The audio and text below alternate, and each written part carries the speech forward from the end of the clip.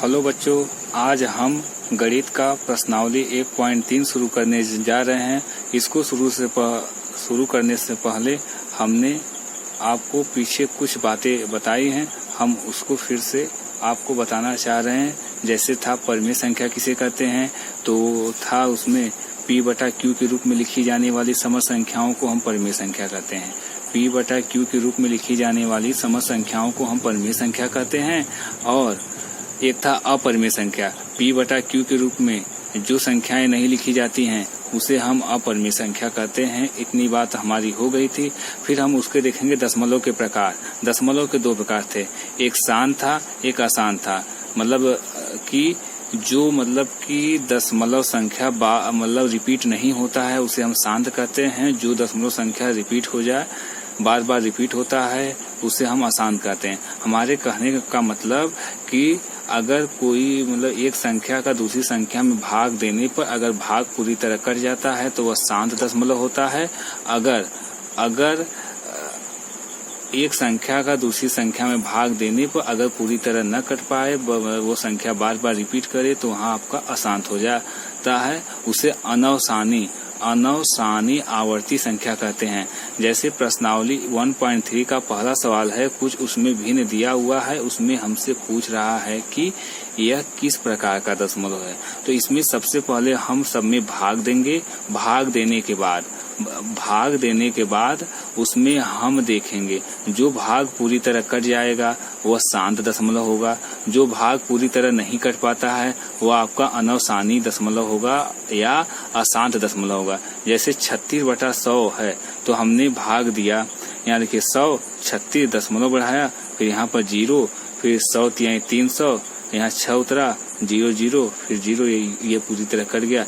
ये आपका शांत दशमलव हो गया। जैसे 1/11 है, तो हमने यहाँ 11 लिख दिया, हमने यहाँ पर 1 लिख दिया, फिर यहाँ क्या हो गया, दशमलव हो गया, फिर 0 हो गया, फिर यहाँ पर हमने 0 बढ़ाया, फिर 0 बढ़ाया, 11 9 99, फिर यहाँ पर 1 आ जाएगा, ये कट जाएगा। फिर ऐसे ये आगे बढ़ता जाएगा, तो ये पूरी तरह कट नहीं पाएगा। इसी का ये आपका क्या हो गया, अशांत दशमलव हो गया। अशांत दशमलव हो गया। जैसे है 4 सही 1/8 है। इसमें हमें पता लगाना है कि यह किस प्रकार का दशमलव है। तो पहले इसको हम, यह मिश्र भिन्न में दिया हुआ है, सबसे पहले हम इसको भिन्न में बदलेंगे। तो बदलने का तरीका है 8 चौक 32, और 32 में 1 जोड़ेंगे, कितना हो जाएगा, 33। तो 33/8। अब इसमें हम भाग करेंगे, तो भाग आप लोग को आता है। 8 यहाँ लिख दिए हमने, यहाँ 33 लिख दिया। 8 चौक कितना हो गया, 32 हो गया। फिर ये पूरी तरह कट गया। फिर यहाँ पर कितना आ गया, 1 आ गया। फिर यहाँ पर दशमलव आपने बढ़ाया, फिर 0 हो गया, फिर 8 का 8 हो गया, फिर यहाँ पर आपका 2 हो गया, फिर यहाँ पर 0 हो गया, फिर 8 दूनी 16 हो गया, फिर यहाँ पर आपका 4 हो गया, ये कट गया, फिर यहाँ पर 0, 8 5 40 हो गया। हमारे कहने का मतलब ये मतलब जब हमने इसमें भाग दिया तो ये पूरा भाग पूरी तरह कट गया, तो यह आपका क्या हो जाएगा, शांत दशमलव हो जाएगा। तो इसमें आप कर सकते हैं। तो इसमें देखिए आपको यही करना है। पहला प्रश्नावली 1.3 में यही कह रहा है, कुछ भिन्न दिया हुआ, इसमें पूछ रहा है किस प्रकार का दशमलव है। आप भाग दीजिएगा। अगर भाग पूरी तरह कट जाएगा तो वह शांत दशमलव होगा। अगर भाग नहीं कटेगा तो वह क्या होगा, अनवसानी आवर्ती दशमलव या अशांत दशमलव हो जाएगा। ये आपका पहला सवाल हो गया। दूसरा सवाल में क्या दिया हुआ है, 1/7 बराबर इतना मान दिया हुआ है। दूसरा सवाल देखेंगे, 1/7 बराबर इतना मान दिया हुआ है। अब कह रहा है कि बिना भाग दिए हुए 2/7, 3/7, 4/7, 5/7, 6/7 का मान ज्ञात करना है। तो इसमें कोई समस्या नहीं होनी चाहिए। बिना भाग दिए हुए इसको हमें पता लगाना है। तो इसके लिए हम क्या करेंगे, बहुत अच्छा तरीका है। तो ये हो जाएगा, इसको हम लिख सकते हैं 2 × 1/7 लिख सकते हैं। इतना हम लिख सकते हैं। 2/7 को हम लिखेंगे 2 × 1/7, तो यहाँ हो जाएगा बराबर में हो जाएगा, तो 2 गुणे हो जाएगा। अब 1/7 का मान कितना दिया हुआ है, 0.142857 दिया हुआ है। फिर हम क्या करेंगे, इसका हम गुणा कर देंगे। 2 सते 14, 2 पचे 10, 1 11, 2 8 16, 1 17, 2 दूना 4, 1 5, 2 दूना 4, 1 5 हो गया, फिर 2 चौक 8 हो गया और 2 1 का 2। अब कितने स्थान पे दशमलव लगा है? 1 2 3 4 5 6, 1 2 3 4 5 6, ये आपका देखिए आंसर हो गया। जैसे आपको देखना है 3/7, तो हम क्या लिखेंगे? 3 गुणे 1/7 बराबर में कितना हो जाएगा? बराबर में 3 गुणे, अब हम 1/7 का मान रख देंगे 0.142857, फिर इसमें हम इसका गुणा कर देंगे, जितना जितना आएगा वही आपका आंसर हो जाएगा। अब ऐसे हम इसको भी 4 गुणे 1/7 लिख देंगे, फिर यहाँ पर 4 गुणे 0.142857, फिर इसमें वही हम गुणा करके लिख देंगे, वही आंसर आ जाएगा। तो इसी प्रकार हम 5/7 और 6/7 का मान ज्ञात कर सकते हैं। आप इसको आसानी से कर लेंगे। शायद आपको यह सवाल अच्छी तरह समझ में आ गया। अब हम देखते हैं, आते हैं सवाल नंबर 3 पर। सवाल नंबर 3 हमने आपको पीछे बताया है, फिर हम आपको उसको मतलब इस प्रकार का सवाल आपने पीछे पढ़ चुका है, एक बार फिर हम आपको रिकॉल कर देते हैं। देखिए, इसको हमें P/Q के रूप में लिखना है, अर्थात परिमेय संख्या के रूप में लिखना है। तो इसके लिए हम क्या करेंगे?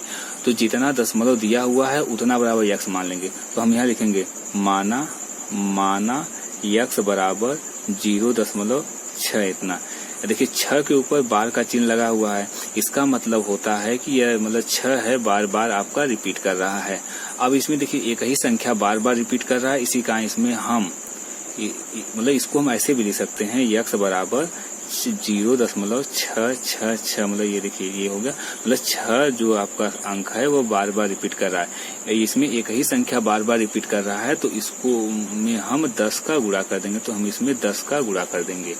इसमें हम 10 का जब गुणा कर देंगे तो यहाँ आपका हो जाएगा 10x हो जाएगा।